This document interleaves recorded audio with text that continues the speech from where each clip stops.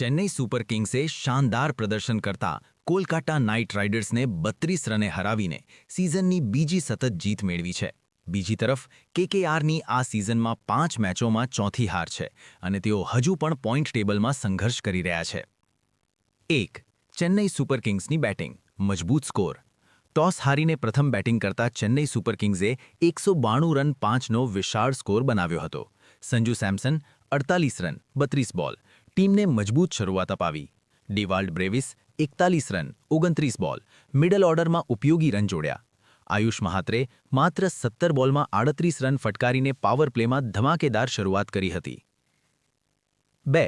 નૂર અહેમદની સ્પિનજાળ. મેચનો અસલી hero અફઘાનિસ્તાનનો spinner નૂર અહેમદ રહ્યો.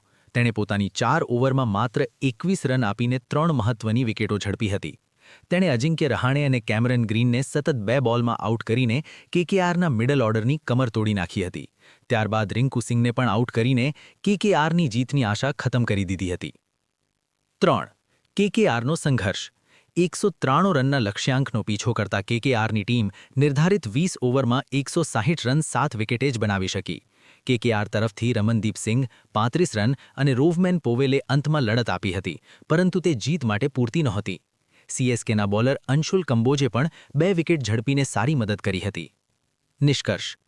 નૂર અહેમદને તેની શાનદાર બોલિંગ માટે પ્લેયર ઓફ ધ મેચ જાહેર કરવામાં આવ્યો હતો. આ જીત સાથે ઋતુરાજ ગાયકવાડની આગેવાની હેઠળની સીએસકે ટીમ હવે ફોર્મમાં પરત ફરી રહી હોય તેવું લાગે છે.